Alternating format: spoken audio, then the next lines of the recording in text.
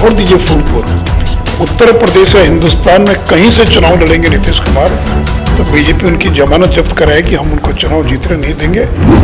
आज तक कोई जांच एजेंसी को धमकी नहीं देता। अगर पुलिस आपको गिरफ्तार करने आई या गिरफ्तार करके लेगी तो आप पुलिस को धमकी देंगे, तुमको देख लेंगे, तुम्हारे बच्चों को देख लेंगे, तुम्हारे रिटायरमेंट के बाद तुमको छोड़ेंगे नहीं। इसी भाषा का प्रयोग कर रहे हैं। आपको लग रहा है कि 2024 तक स्थितियां इतनी अनुकूल रहेंगी कि जो लालू प्रसाद यादव आज ये बात डंके की चोट पर कह रहे हैं कि नीतीश कुमार को पीएम बनाना है, वो इस बात से सहमत हो पाएंगे 2024 के मई का? मैं बात क्या लगता है, लेकिन देखिए लालू यादव जरूर ये चाहते हैं कि नीतीश जी से पिंड छूटे, बने न बने ये बात की बात है, पिंड छूटे और मेरा बेटा मेरे जीते जी बिहार का मुख्यमंत्री बन जाए।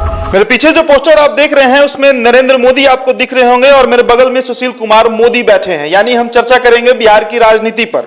देश में कहीं भी 2024 लोकसभा को लेकर कोई चर्चा नहीं है, लेकिन बिहार में इसका बिगुल फूंक दिया गया है। यहाँ के मुख्यमंत्री अब सपने देख रहे हैं प्रधानमंत्री बनने के, नीतीश कुमार, और इसके लिए बजाबते उनकी पार्टी के राष्ट्रीय अध्यक्ष ललन सिंह ने यहां तक ऐलान कर दिया कि अब बिहार की बात छोड़िए, हमें देश में आगे बढ़ना है, हम उत्तर प्रदेश से चुनाव लड़ेंगे। फूलपुर से लेकर मिर्जापुर और अंबेडकर नगर तक का जिक्र कर दिया गया।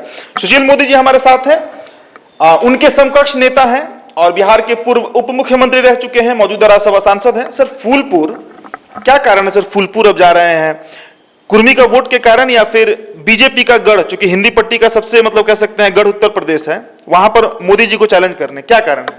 नहीं, देखिए उनको डर हो गया बिहार में कि बिहार में चुनाव शायद जीत ना पाए।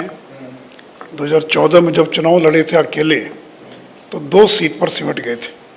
उस समय भी उनको इस बात का गुमान था कि पिछड़ा कुशवाहा सारे वोट मेरे पास है और मैं एक अच्छी संख्या में सीटें जीत पाऊंगा। तो और उस समय भी नालंदा जो लोकसभा की सीट थी जो उनका गढ़ माना जाता है, वहाँ केवल 8000 वोटों से वो चुनाव जीत पाए थे। तो या तो उनके मन में डर होगा कि यहाँ से न जीत पाएँ तो फूलपुर जो एक कुर्मी बहुल इलाका है शायद वहाँ से जीत जाएं, लेकिन वो भूल जाते हैं कि नरेंद्र मोदी अगर गुजरात से अगर बनारस आए तो बीजेपी की ऑल इंडिया पार्टी है।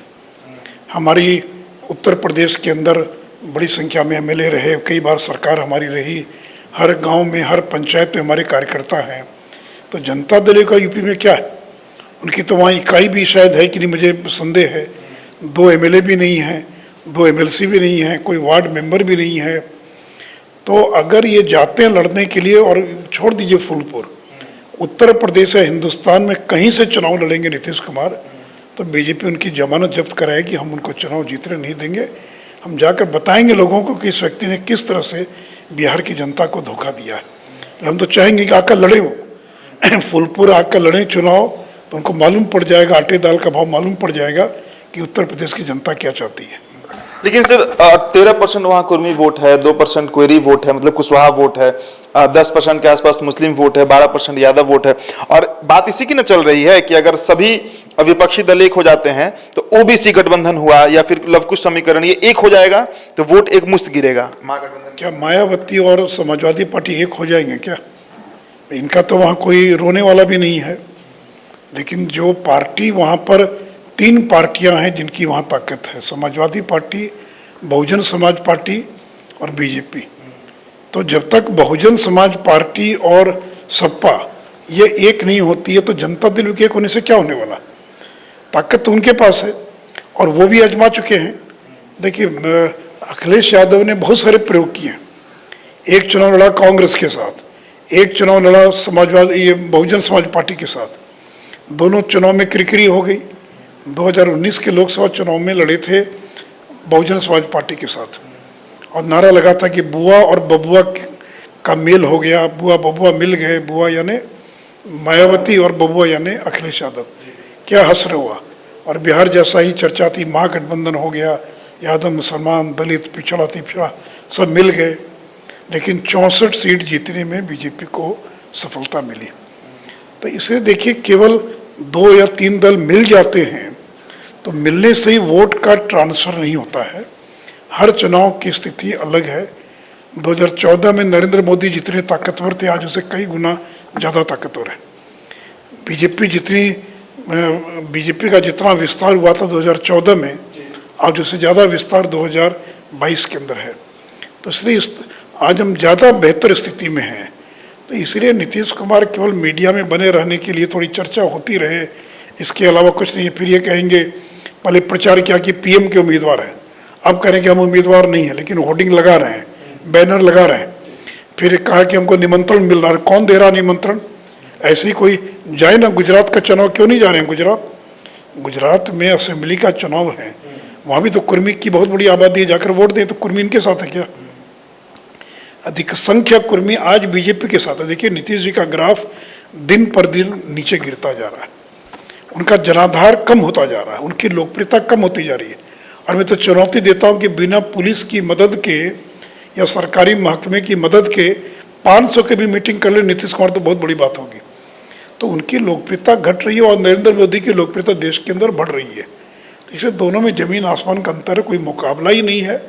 लेकिन चुनाव है, बहुत लोग आएंगे मुकाबला करने के लिए। अच्छा, एक बात का तो बीजेपी को अक्सर टेंशन होगा ना कि अति पिछड़ा वोट आज भी नीतीश कुमार के साथ है। अगर वो छटक जा रहा है, साथ में मुकेश सहनी है, जीतन राम मांझी हैं, लालू प्रसाद यादव हैं, तो सभी लोग गोलबंद हो रहे, तो बिहार, यूपी छोड़ दीजिए, बिहार में तो नुकसान हो सकता है। कहाँ 2014 में क्यों नहीं वोट मिला थी पिछड़ा का? ये 2014 में नीतीश जी ज़्यादा लोकप्रिय थे। उस समय 2014 में 115 एमएलए थे उनके, आज तक 43 एमएलए। और उस समय अति पिछड़ा और महादलित उनके साथ ज़्यादा मजबूती से जुटा हुआ था। लेकिन वो विधानसभा चुनाव में था, लोकसभा चुनाव में नहीं। वही जब लोकसभा चुनाव हुआ तो सारा जो उनका वोट बैंक था वो खिसक कर बीजेपी के पास आ गया, विधानसभा में उनके पास चला गया। तो ये चुनाव तो भी लोकसभा का चुनाव होगा ना। तो लोकसभा चुनाव के अंदर, और अभी लोकसभा चुनाव के अंदर तो देख चुके, आजमा चुके हैं वो। तो इसलिए देखिए, अभी तो लोकसभा का चुनाव है। देश चाहता है कि एक मजबूत प्रधानमंत्री बने, एक प्रचंड बहुमत की सरकार बने, ताकि चीन हो, पाकिस्तान हो, विदेश नीति हो, सबका बेहतर तरीके से जिसका मुकाबला किया जा सके। अच्छा, आप तो लालू प्रसाद यादव को 5 दशक से जान रहे हैं सर, आपको लग रहा है कि 2024 तक स्थितियां इतनी अनुकूल रहेंगी कि जो लालू प्रसाद यादव आज ये बात डंके की चोट पर कह रहे हैं कि नीतीश कुमार को पीएम बनाना है, वो इस बात से सहमत हो पाएंगे 2024 के मई का मैं बात कर रहा हूं? लालू जी तो अभी निकलने की स्थिति में नहीं है, न तो कोई चुनाव प्रचार में कहीं जा सकते हैं, ना भाषण कर सकते हैं। बहुत होगा तो वीडियो ऑडियो टेप अपना रिलीज कर सकते हैं। तो बोलने में क्या लगता है। लेकिन देखिए, लालू यादव जरूर ये चाहते हैं कि नीतीश जी से पिंड छूटे, बने न बने ये बात की बात है, पिंड छूटे और मेरा बेटा मेरे जीते जी बिहार का मुख्यमंत्री बन जाए। और दूरी बहुत कम है मुख्यमंत्री बनने में, क्योंकि केवल 3-4 विधायकों का समर्थन चाहिए, बिना तोड़े में भी समर्थन मिल सकता है, क्योंकि स्पीकर उनका है। तो जिस दिन लालू चाहेंगे अपने बेटे को मुख्यमंत्री बना देंगे। और नीतीश जी, दिल्ली में तो कोई जगह है नहीं खाली। लेकिन देखिए, 2025 का चुनाव नीतीश कुमार के नेतृत्व में नहीं लड़ा जाएगा, महागठबंधन का, वो लड़ा जाएगा तेजस्वी यादव के नेतृत्व में। और जब नीतीश जी का नेतृत्व नहीं रहेगा तो जनता दल टूट जाएगी। जनता दल में कौन है? उनका कोई वारिस तो है नहीं जो उनके बाद उनकी पार्टी को चला सके। तो उनकी पार्टी की टूट तो निश्चित है। 6 महीना लगे, साल भर लगे, 1.5 साल लगे, हर विधायक ये चाहता है कि अगला चुनाव मुझे कौन जिता सकता है। तो नीतीश जी तो जिताने की स्थिति में नहीं, वो तो नेतृत्व भी नहीं करेंगे, नेतृत्व करेंगे तेजस्वी यादव। तो इसलिए उनकी पार्टी का टूटना और अवश्यंभावी है। अच्छा, तेजस्वी यादव पर एक सवाल रहेगा सर। तेजस्वी यादव का आप बार बार जिक्र कर रहे हैं। तेजस्वी यादव को सीबीआई जो है वो दिल्ली के कोर्ट में ये बात कह रही है कि तेजस्वी यादव उनको धमका रहे हैं, डरा रहे हैं, बदतमीजी कर रहे हैं। अब इस पर 28 सितंबर को सुनवाई भी होनी है। अगर तेजस्वी यादव के ऊपर एक्शन ले लिया गया तब महागठबंधन का क्या स्वरूप? देखिए, क्या होगा मैं नहीं कह सकता हूँ, क्योंकि ये तो कोर्ट का निर्णय क्या होता है। बेल बहाल भी रह सकती है, टूट भी सकती है। मैं उस पर कोई टिक्का टिप्पणी नहीं करना चाहूँगा। लेकिन ये धमकी दे रहे हैं। आज तक कोई जांच एजेंसी को धमकी नहीं देता। अगर पुलिस आपको गिरफ्तार करने आई या गिरफ्तार करके लेगी तो आप पुलिस को धमकी देंगे, तुमको देख लेंगे, तुम्हारे बच्चों को देख लेंगे, तुम्हारे रिटायरमेंट के बाद तुमको छोड़ेंगे नहीं। इसी भाषा का प्रयोग कर रहे हैं। तो इसलिए सीबीआई स्वाभाविक है कि डर गई है। सीबीआई को लगता पता नहीं लालू यादव का परिवार बहुत ताकतवर है, कल कहीं रिटायरमेंट के बाद लोगों को तंग करे, परेशान करे, इससे जांच प्रभावित होने का खतरा है। तो इसलिए सीबीआई जो है वो उनके कोर्ट में गई, उनकी बेल पिटीशन को रद्द कराने के लिए। लेकिन अब क्या निर्णय आता है इसमें किसके बारे में मैं कोई टिक्का टिप्पणी नहीं करूँगा। एक अंतिम सवाल सर, एक अंतिम सवाल ये है कि बीजेपी अब 2024 के बाद 25 आएगा, विधानसभा का चुनाव होगा, बीजेपी सर नेतृत्व विहीन है जैसा स्थिति दिख रहा है, आखिरकार आप लोग अकेले लड़िएगा भी तो मुख्यमंत्री के लिए कोई चेहरा ऐसा है जिसको प्रोजेक्ट कर सके? देखिए, अभी तो लोकसभा का चुनाव है, अभी हम कोई विधानसभा चुनाव की न तो चर्चा करेंगे न कोई विषय है। पहले लोकसभा जीतेंगे तो विधानसभा अपने आप जीत जाएंगे। तो इसलिए अभी हमारा एक ही टारगेट है 2024 जीतना और नरेंद्र मोदी को देश का प्रधानमंत्री बनाना। चलिए, तो ये सुशील कुमार मोदी हैं, हमने कई तरह के इनसे सवाल किए 2024 लोकसभा से संबंधित, 2025 विधानसभा से भी संबंधित। बिहार में बिगुल फूंक दिया गया है 2024 के लोकसभा को लेकर, उत्तर प्रदेश तक इसकी हवा है। अब आने वाले दिनों में देखना होगा कि नीतीश कुमार क्या रुख करते हैं, क्या सच में वो उत्तर प्रदेश जाते हैं या फिर बिहार के नालंदा को ही अपना सीट बनाते हैं। धन्यवाद।